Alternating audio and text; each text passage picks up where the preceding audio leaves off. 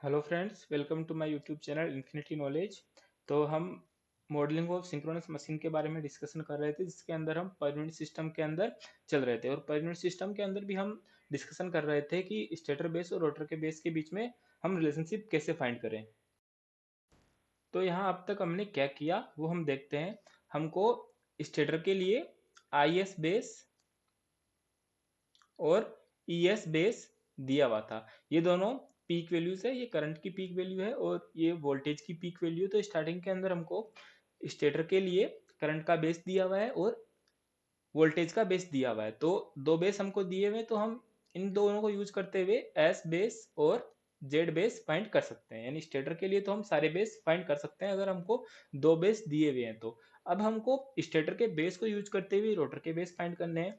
तो पिछली वीडियो के अंदर हमने रोटर का एक बेस फाइंड कर लिया था स्टेटर के बेस को यूज करते हुए। वो हमने फाइंड किया था रोटर के लिए एस बेस।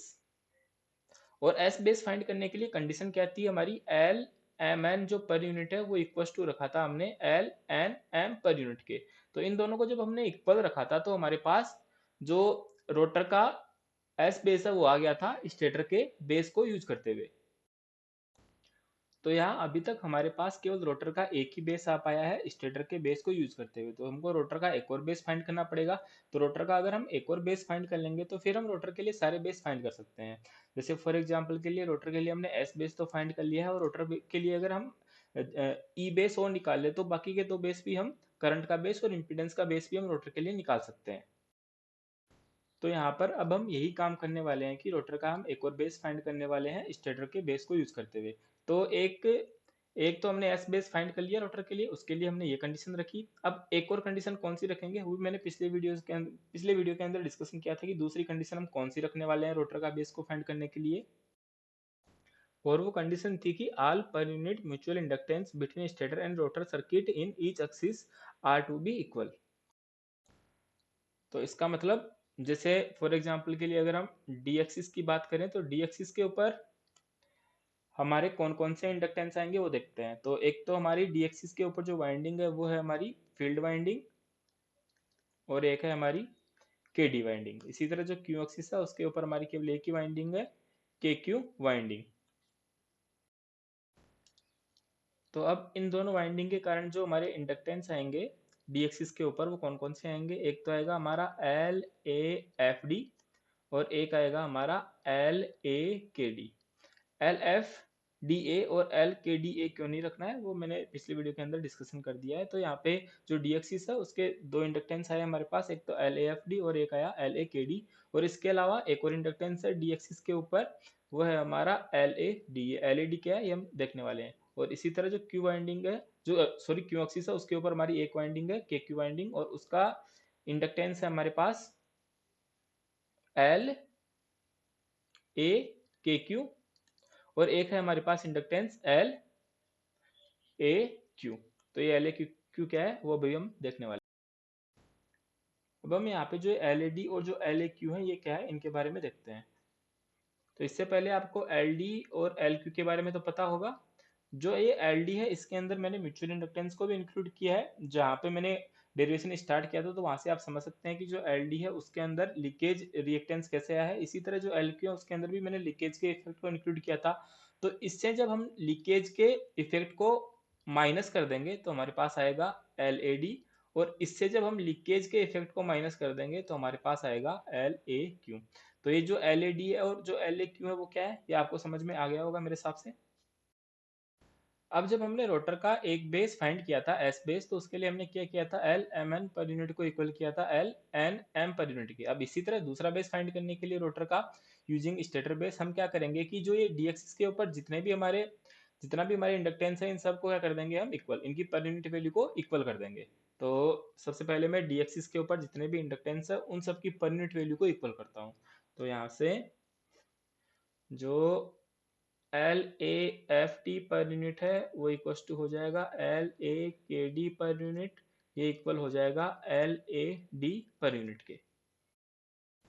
यहाँ पर हम डी एक्सिस के ऊपर जो इंडक्टेंस है उसके अंदर L F T A per unit और एल के डी ए पर यूनिट को क्यों नहीं ले रहे? क्योंकि हमने जब रोटर के लिए वी ए बेस का डेरिवेशन किया था तो वहां पे हमने क्या किया था कि L A F D per unit को इक्वल किया था L F D A per unit के, और जो L A K D per unit है उसको इक्वल किया था एल के डी ए पर यूनिट के।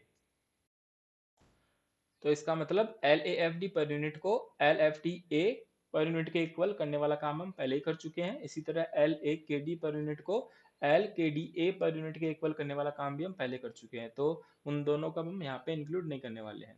तो अब यहाँ पे हम इन सब की वैल्यूज रख देंगे। तो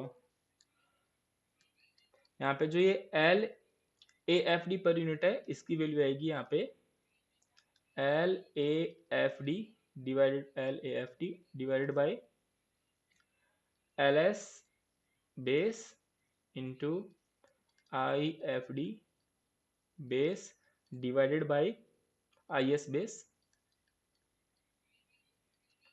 equals to L A K D per unit की वैल्यू आएगी हमारे पास L A K D divided by L S base dot I K D base divided by I S base equals to L A D per unit किसके equal होगा? क्योंकि हमारे stator का inductance है, तो यहाँ पे जो आएगा वो आएगा एल ए डी के नीचे आएगा L S base. L A D per unit equal हो जाएगा L A D divide by L S base, क्योंकि L A D per unit क्या है? हमारा स्टेटर का इंडक्टेंस है, इसलिए यहाँ पे जो बेस आएगा वो भी स्टेटर का आएगा।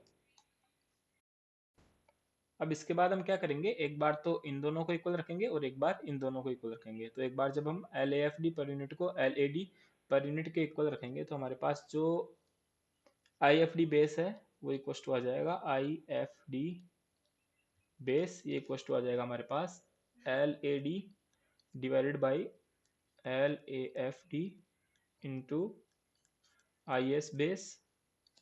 और इसी तरह जब हम L A K D per unit को L A D per unit के इक्वल करेंगे तो हमारे पास आएगा I K D base equals to L A D divided by L A K D into I S base. अब इसी तरह जो क्यू एक्सिस के ऊपर जितने भी इंडक्टेंस है उनकी पर यूनिट वैल्यू को जब हम इक्वल करेंगे तो हमारे पास आ जाएगा आई के क्यू बेस। तो जो आई के क्यू बेस आएगा वो इक्वल टू आएगा आई के क्यू बेस, ये इक्वल टू आएगा हमारे पास L A Q divided by L A K Q into I S base. तो ये हमने क्या किया है कि जो स्टेटर की करंट दी हुई है उसको यूज करते हुए हमने जो रोटर की जितनी भी करंट है उन सब का बेस फाइंड कर लिया है। तो अब जो फील्ड वाइंडिंग है उसके लिए हमको एस बेस पता है, यानी रोटर का वी ए बेस पता है और इसके करंट का बेस पता है। तो जो फील्ड वाइंडिंग है इसके लिए हम सारे बेस निकाल सकते हैं, जैसे जेड एफ डी निकाल सकते हैं और ई एफ डी निकाल सकते हैं। इसी तरह जो के डी वाइंडिंग है उसके लिए हमारे पास करंट का बेस आ गया और एस बेस तो हमने पहले ही निकाल लिया है, ये जो एस बेस है वो तो हमने पहले ही निकाल लिया, तो इसके लिए भी हम बाकी सारे बेस निकाल सकते हैं। और इसी तरह जो के क्यू वाइंडिंग है उसके लिए हमने करंट का बेस निकाल लिया है और एस बेस हमको पता है जो के क्यू वाइंडिंग है उसके लिए, तो हम बाकी के सारे बेस भी निकाल सकते हैं। तो यहाँ पर हमको स्टार्टिंग में दिया हुआ क्या था, जो स्टेटर था उसके बेस दिए हुए थे, एक तो हमको दिया हुआ था ई बेस और एक आई बेस। तो उनको यूज करते हुए हमने यहाँ पे कुछ कंडीशन लगाई और उस कंडीशन को अप्लाई करते हुए हमने जो रोटर के बेस है वो निकाल लिए किसकी टर्म के अंदर, स्टेटर की बेस की टर्म के अंदर। और यहाँ पर जो ये एल ए डी और जो एल एफ डी है ये सब हमको दिए हुए होंगे, और जो एल ए डी और जो एल ए के डी है और यहाँ पे जो एल ए क्यू है और एल ए के क्यू है ये सब हमको दिए हुए होंगे। तो हम यहाँ पे आई एस बेस को यूज करते हुए जो जितने भी रोटर के करंट के बेस है वो निकाल सकते हैं। तो यहाँ पर सिंक्रोनस मशीन की मॉडलिंग के अंदर जो पर यूनिट वाला पार्ट है वो लगभग खत्म हो गया है। अब नेक्स्ट वीडियो के अंदर एक तो मेरे को जो पावर है उसका जो एक्सप्रेशन है वो पर यूनिट के अंदर लिखना है और एक जो टॉर्क है उसका एक्सप्रेशन पर यूनिट के अंदर लिखना है। तो उसके बाद में ये पर यूनिट वाला पोर्शन भी कंप्लीट हो जाएगा। तो आज के वीडियो के अंदर हम इतना ही देखते हैं। तो आज के लिए इतना ही, थैंक यू।